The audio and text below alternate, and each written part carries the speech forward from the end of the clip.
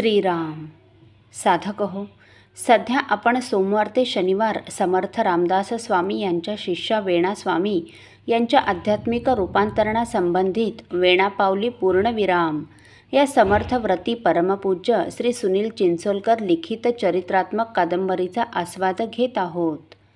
तसेच रविवारी श्री महाराजांच्या काही भक्तांचे अनुभव ऐकणार आहोत।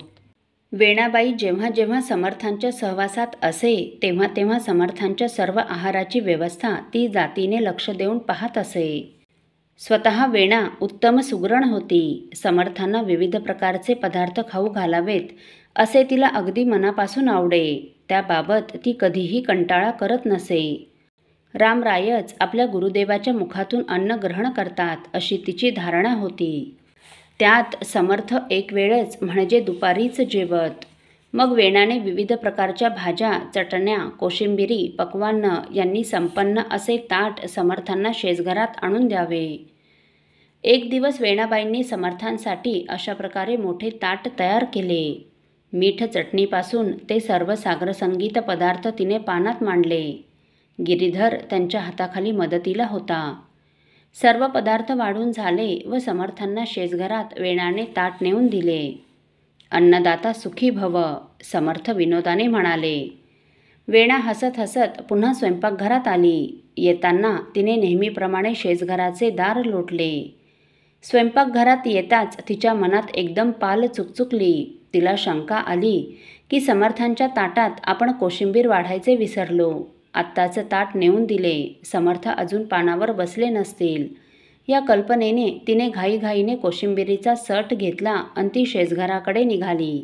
नुकतेच तिने स्वहस्ते लोटलेले दार उघडले मात्र अन त्या खोलीतील दृश्य पाहून ती आश्चर्यचकित झाली। पानात सर्व पदार्थ होते, कोशिंबीर पण होती, पण समर्थ मात्र तिथे नव्हते। त्यांच्या जागी साक्षात मारुतीराय भोजनास बसले होते। रामभक्त हनुमान, पवनपुत्र हनुमान, अंजनीसुत हनुमान, बुद्धिमतां वरिष्ठम असे साक्षात मारुतीराय जेवताना पाहून वेणा आश्चर्यचकित झाली। मात्र फार काळ ती त्या अवस्थेत उभी राहू शकली नाही। तिच्या हातातील सट खाली निसटून पडला व दोन्ही हात जोडून मारुतीरायास वंदन करीत असतानाच ती मूर्छित झाली। जमिनीवर कोसळताना तिने पसरलेले तिचे हात मात्र हनुमंताच्या चरणास जाऊन भिडले। तिला मारुतीरायाचे साक्षात सगुण दर्शन झाले। तिच्या चर्मचक्षूंना ते दर्शन मानवले नाही। ती मूर्छित झाली। तिचे देहभान जणू लोपले। ती पुन्हा जेव्हा शुद्धीवर आली त्यावेळी ती मठात नव्हती, ती तिच्या खोलीत होती। निद्रेतून जागे व्हावे तशी ती अंथरुणातून उठली। शेजारी अक्कास्वामी बसून तिच्याकडे एकटक पाहत होत्या। घडलेले तिला सारे आठवले। तो सारा प्रसंग वेणाने मोठ्या आनंदाने व आश्चर्याने अक्काबाईंना सांगितला। रामरायानंतर आता तिला मारुतीरायाचे दर्शन झाले। या दोन्ही दर्शनसमयी अक्काबाई जणू साक्षीला होत्या। अक्काबाईंनी आदराने तिला वंदन केले। उद्धवा, जा समस्तास सांग की आता वेणा माहेरी जाणार आहे, म्हणून दुपारी 4 मठाच्या प्रांगणी कीर्तन करेल। समस्तास सांगा की कीर्तन झाल्यावर वेणा माहेरी जाणार। चैत्रवद्य चतुर्दशीच्या सकाळीच समर्थांनी हा हुकूम सोडला। सारे लोक हा निरोप ऐकून आश्चर्यचकित झाले। वेणाबाईंचे माहेर तर कोल्हापूरला। एकदा घर सोडल्यापासून वेणाने कोल्हापूरचे तोंडसुद्धा पाहिले नाही। मग आता ती माहेरी कशाला जाणार? अन सायंकाळी कीर्तन संपल्यावर ती कोल्हापुरास जायला कशी निघणार? रात्री पंथ क्रमो नये एकाएकी असे समर्थांनीच दासबोधात सांगितले ना। मग वेणास्वामी अशा एकाएकी कशा माहेरी निघाल्या, अन ते पण सायंकाळी कीर्तन झाल्यावर? प्रवृत्ती हेच वेणास्वामींचे सासर होते तर निवृत्ती हेच त्यांचे माहेर होते, हे फक्त तिघांना ठाऊक होते। एक समर्थ, दुजी वेणाबाई आणि त्या दोघांच्या जीवनातील अद्भुत नाट्याचे साक्षीदार असलेले रामराय। वेणाबाईंचे माहेर होते तो रामराय। ती रामाघरी जाणार होती। रामाबाईच्या वेशात ज्याने तिची चाफळला सेवा केली त्या रामरायाच्या घरी ती जाणार होती। नेणिवेच्या मौनाच्या शब्दशून्य जगतात ती प्रवेश करणार होती। साफळहून गडावर आल्यापासून ती सतत समर्थांना म्हणत असे, स्वामी मला माहेरी पाठवा.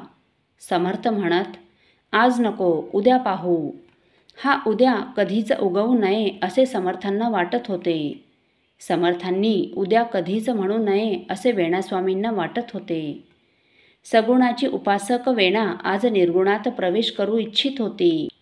पण निर्गुणाचे धनी समर्थ शिष्य संप्रदायाच्या सगुणास दृष्टिआड झालेले पाहू इच्छित नव्हते. विवेकानंदांच्या निराणाची किल्ली रामकृष्णांच्या हातात होती, तशीच जणू वेणास्वामींच्या महासमाधीची किल्ली समर्थांच्या हाती होती.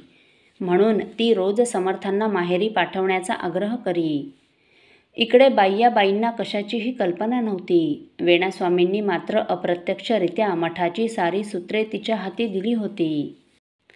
असो, साधक हो, परमपूज्य वेणास्वामी समर्थांच्या चरणी पूर्णविराम पावल्या तो प्रसंग आपण पुढील भागात ऐकणार आहोत.